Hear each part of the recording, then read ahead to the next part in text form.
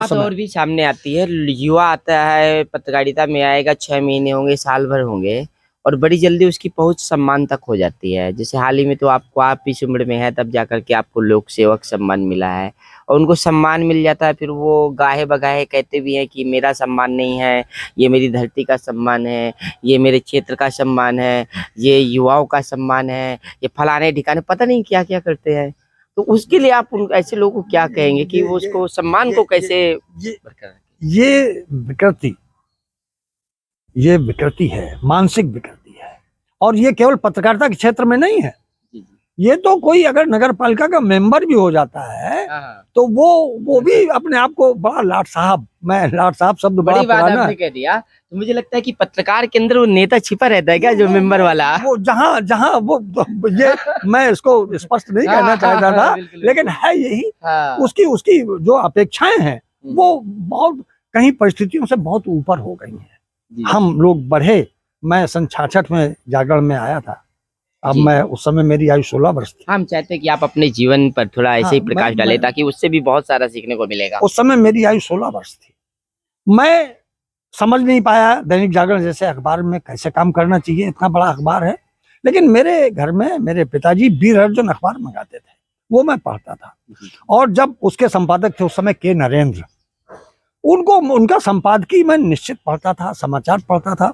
और सनई सनई हमने वो पढ़ पढ़ कर जो समाचार लिखे मुझे लगा, और जब कहा गया कि आप बहुत अच्छा लिखते हैं तो मैंने उनको प्रणाम किया। मैंने कहा अभी तो अच्छा नहीं लिखता, लेकिन आपका आशीर्वाद रहा तो और अच्छा लिखने लगूंगा। तो ये एक सतत प्रक्रिया है उन्नति की। तत्काल हमको किसी परिणाम की, किसी पुरस्कार की अपेक्षा करनी भी नहीं चाहिए और मिलना भी नहीं चाहिए। सम्मान सम्मान तो आपकी कलम आपको देती है।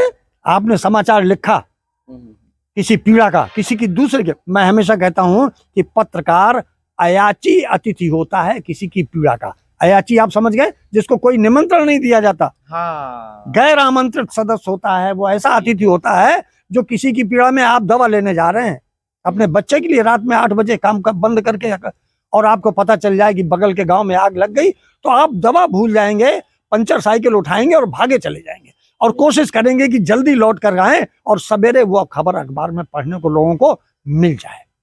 अब वो जब लोगों ने पढ़ी उस खबर को, कितना तोष मिला और उस परिवार को कितनी बड़ी मदद मिल गई कि उसकी खबर उसके हितैषियों तक, उसके शुभचिंतकों तक पहुंच गई, प्रशासन तक पहुंच गई।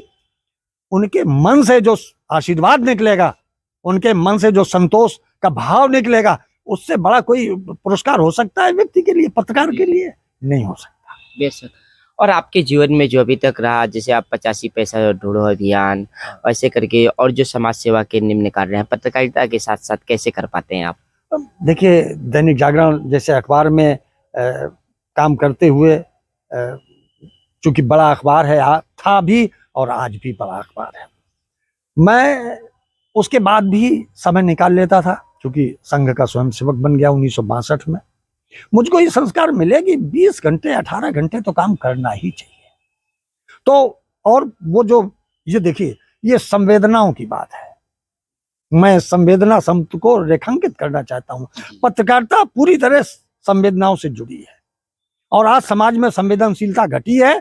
इसीलिए वो जो विकृतियों की, जिनकी आपने थोड़ी थोड़ी चर्चा की और मैंने उसको छुआ है, ये इसीलिए विकृतियां आई हैं कि संवेदनशीलता घटी है, उसका ह्रास हुआ है। और मैं अगर ये कहूं कि संवेदनाएं मूर्छा अवस्था में हैं तो अतिशयोक्ति नहीं होगी।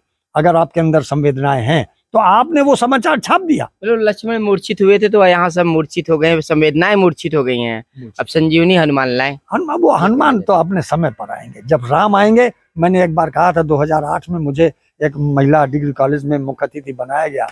मैंने उनसे कहा भाई मुझसे क्या मिलेगा, किसी सांसद विधायक को बनाओ तो वो लाख 10-20 लाख रुपए दे जाएगा। उनका नहीं, आपके विचार सुनना है। मैंने वहां कहा था कि कोई कौशल्या चाहिए, राम तो आज भी अवतरित होने को तैयार है। कोई यशोदा मिल जाए तो कृष्ण उनकी गोद में आने को तैयार है। तो मैं वही बात आज भी कहता हूँ कि जब राम आएंगे तभी हनुमान आएंगे। और ये चित्रकूट की धरती इससे अच्छे चर्चा का अच्छे कोई स्थान नहीं हो सकता कि जब राम आएंगे। और राम कब आएंगे?